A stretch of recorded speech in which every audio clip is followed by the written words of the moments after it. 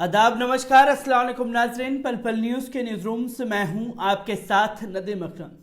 हिजाब को लेकर के देश भर में बवाल मचा हुआ है, पर उस बीच कर्नाटक हाईकोर्ट में हिजाब को लेकर के बड़ा फैसला लिया गया। और जब बड़ा फैसला लिया गया तो तमाम संघी मानसिकता से जुड़े हुए लोग इस बात पर उत्साहित होने लगे कि उन्होंने हिजाब मामले पर बहुत बड़ी जंग जो है अपनी फतह कर ली है। और इस तरीके से सोशल मीडिया पर भड़काऊ पोस्ट डाले जाने लगे जिसकी सारी इंतहा पार कर दी गई। कर्नाटक हाईकोर्ट ने हिजाब पर बैन लगा दिया गया। कुछ ऐसी खबरों को प्रसारित किया जाने लगा, पर कर्नाटक हाईकोर्ट ने जो एक फैसला लिया है जिस पर जजमेंट सुनाना बाकी है, अपनी तरफ से ही बीजेपी आईटी सेल ने खुल करके नफरत फैलाना शुरू कर दिया। कर्नाटक हाईकोर्ट ने क्या कुछ फैसला लिया और क्या क्या दलीलें कर्नाटक हाईकोर्ट में रखी गई, उन सब को आपके सामने रखूंगा। जहां कर्नाटक हाईकोर्ट ने साफ तौर पर कहा हिजाब पर कोई प्रतिबंध नहीं। अगर सरकारें चाहें तो उसे ड्रेस कोड का जिक्र दे करके हिजाब पर रोक लग सकती है। सरकार के आदेशों का पालन करना होगा। यहां कर्नाटक हाईकोर्ट ने खुल करके यह साफ कर दिया कि जो हिजाब को लेकर के बवाल है और जो दलीलें दी जा रही हैं वो कहीं ना कहीं गलत है। जहां नफरत फैलाने का कारोबार चलाया जा रहा है, हिजाब के नाम पर वोट पोलराइजेशन का खेल चल रहा है। कर्नाटक कोर्ट ने क्या कुछ कहा है उसे आपके सामने रखूंगा। कर्नाटक कोर्ट के फैसले के बाद किस तरीके के रिएक्शन लोगों के सामने आ रहे हैं उसे भी आपके सामने रखूंगा। पर आपको बता दें कि कर्नाटक हाईकोर्ट ने साफ तौर पर कहा कि हिजाब पर कोई प्रतिबंध नहीं। सरकार के आदेश में ड्रेस कोड का जिक्र जरूर है। हिजाब और कुरान को जोड़ने पर हाई कोर्ट ने लतार लगाई है जिन लोगों ने अपनी दलीलें सामने रखी थी। आपको बता दें कि हिजाब पर बैन कुरान पर प्रतिबंध लगाने जैसा है। वकील की बात पर हाई कोर्ट ने फटकार लगाई। कर्नाटक उच्च न्यायालय की 3 न्यायाधीशों की पीठ ने गुरुवार को कहा कि हिजाब पर कोई प्रतिबंध नहीं है क्योंकि सरकारी आदेश में इसका कोई जिक्र नहीं, लेकिन ड्रेस कोड का है। मामले की सुनवाई शुक्रवार तक के लिए स्थगित कर दी गई है। मुख्य न्यायाधीश ऋतुराज अवस्थी ने यह टिप्पणी तब की जब एक याचिकाकर्ता की ओर से पेश हुए डॉक्टर विनोद कुलकर्णी ने कहा कि हिजाब पर प्रतिबंध कुरान पर प्रतिबंध लगाने के समान है। डॉक्टर कुलकर्णी की इस दलील पर आपत्ति जताते हुए न्यायमूर्ति अवस्थी ने पूछा कि क्या हिजाब और कुरान एक ही चीज है। इस पर कुलकर्णी ने कहा, मेरे लिए नहीं, लेकिन पूरी दुनिया के लिए ऐसा ही है। मैं एक हिंदू ब्राह्मण हूं और कुरान पूरी दुनिया के मुस्लिम समुदाय के लिए है। डॉक्टर कुलकर्णी के याचिकाकर्ता द्वारा शुक्रवार को और रमजान के आने वाले महीनों के दौरान छात्राओं के हिजाब पहनने की अनुमति के लिए एक अंतरिम आदेश की मांग की गई है क्योंकि इसे मुसलमानों के लिए एक शुभ दिन माना जाता है। इस मसले पर हालांकि कल दोपहर बाद 2:30 बजे फिर से सुनवाई की गई। इस सुनवाई के बाद जो है तमाम लोगों के रिएक्शन सामने आने लगे। जहां हिजाब पर जो संघी मानसिकता से जुड़े हुए लोग थे, जो दलीलें पेश कर रहे थे, उन्होंने साफ तौर पर कहा कि हिजाब पर बैन लगना चाहिए।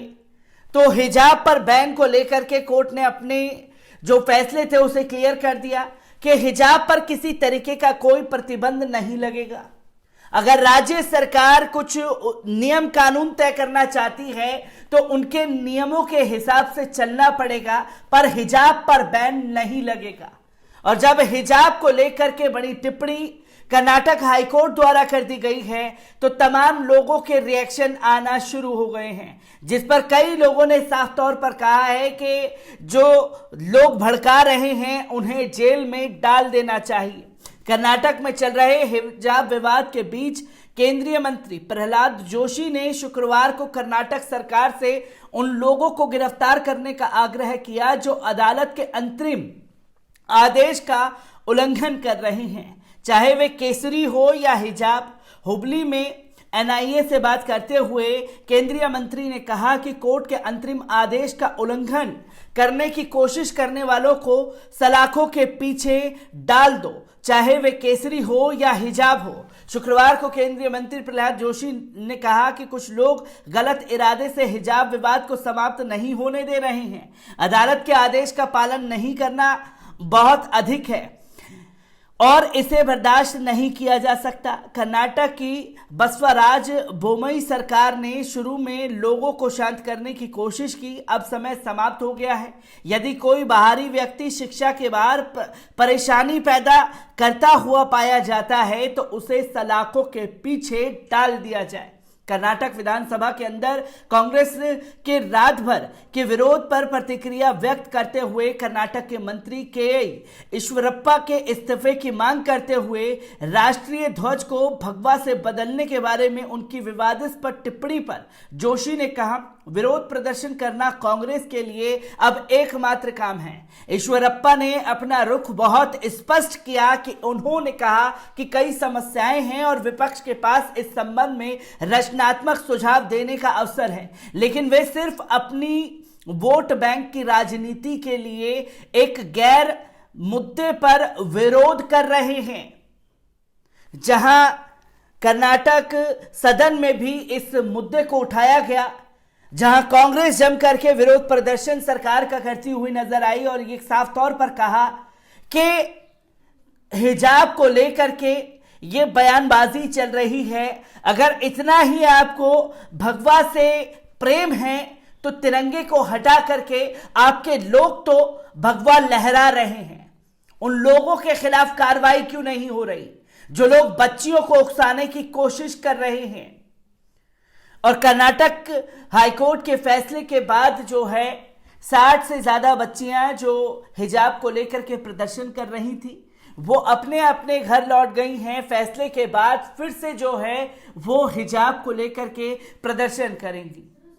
जो हिजाब को लेकर के बवाल मचाने की कोशिश की गई, उन तमाम अल्प विरामों पर रोक लगाने का फैसला कर्नाटक हाईकोर्ट ने किया है।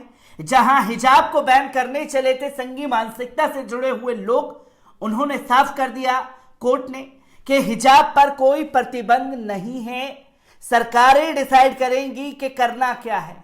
और जहां जहां बीजेपी शासित राज्य हैं वहां से ये तस्वीर लगातार निकल करके सामने आ रही है कि हिजाब पर बवाल मचाया हुआ है। जहां मैंने उडुपी से जुड़े हुए कुछ लोगों से बात करने की कोशिश की तो उन्होंने साफ तौर पर बताया कि उडुपी में बरसों से हिजाब पहन करके बच्चियां जो हैं वो क्लासरूम में जाती थी, पर अब बीजेपी नेता का उस कॉलेज में कुछ लेना देना है, जिसके चलते उसकी मेंबरशिप बढ़ी। उसके बाद इस विवाद को खड़ा कर दिया गया। विवाद को खड़ा करने वाले लोग कौन हैं? कर्नाटक हाईकोर्ट को इसे भी देखना जरूरी है। किन लोगों ने बेवजह प्रेशर बनाया अधिकारियों के ऊपर और उसके बाद इस विवाद को जन्म देने की कोशिश की गई। हर एक तस्वीरों को लेकर के हिजाब पर जो सामने आ रही है देश भर से, उसे आपके सामने रखूंगा। दीजिए इजाजत, शुक्रिया।